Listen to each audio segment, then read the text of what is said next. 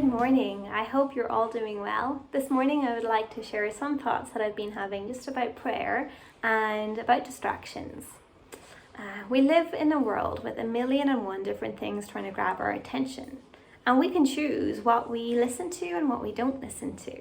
But often we choose to listen to the things that are noisiest. But as believers, that's not what we're called to do. I've been noticing that in the busy seasons of my life, the thing that that I get distracted, and I get distracted in my prayer life, hugely so. And I think this is a real tactic of the enemy, that he chooses to try and disrupt our communication with the Lord, because he doesn't want us growing closer, right? I think there's a disconnect sometimes, right, in between what we know with our heads and what we know with our hearts. So if I was to ask you, apart from God, what can we achieve? What would you answer?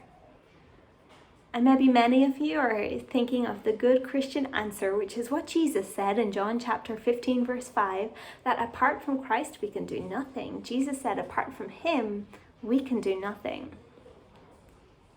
That's a knowledge I know with my head, but when I look at how I live my life, is it what my heart knows? So I think that apart from Christ, I can do quite a lot. I can keep quite busy. I can achieve quite a bit in worldly standards. But it's not the kind of spiritual, long-lasting fruit that the Lord is desiring from us. And when things get busy, for me, the first thing that gets squished is my prayer life.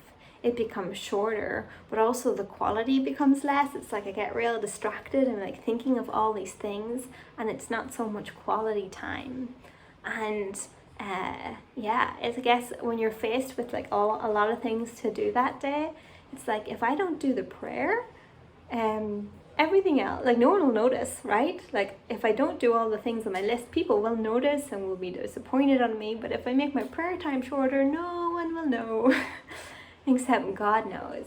And the reality is apart from him, we can do nothing, but we need to be reminded of that over and over again, because the world that we live in tells us the opposite of that all the time, that we can achieve a lot with our time, right? But that's not the reality. So we need to remind ourselves again and again so that our heart knows. Tozer said that distractions must be conquered or they will conquer us. And I do think that this is very true. It's like if we give the enemy an inch, he tries to take a mile. So we should be real with the struggles that we face, real with God and real with each other, so that we can face it together and overcome it. There's a poem that A.C. Dixon wrote, and it says, when we depend upon organizations, we get what organizations can do. When we depend on education, we get what education can do. When we depend upon man, we get what man can do. But when we depend on God, when we depend on prayer, we get what God can do.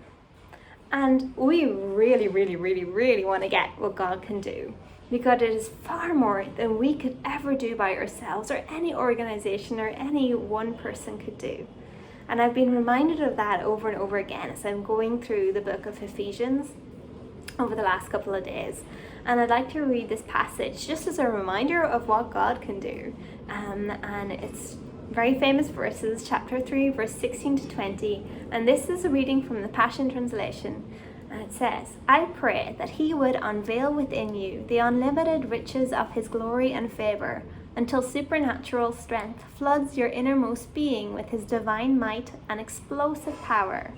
Then, by constantly using your faith, the life of Christ will be released deep inside of you, and the resting place of his love will become the very source and root of your life.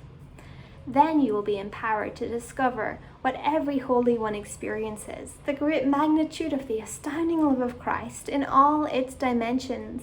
How deeply intimate and far-reaching is his love. How enduring and inclusive it is. Endless love beyond measurement that transcends our understanding. This extravagant love pours into you until you are filled to overflowing with the fullness of God. Never doubt God's mighty power to work in you and accomplish all of this. He will achieve infinitely more than your greatest request, your most unbelievable dream and exceed your wildest imagination. He will outdo them all, for his miraculous power constantly energizes you.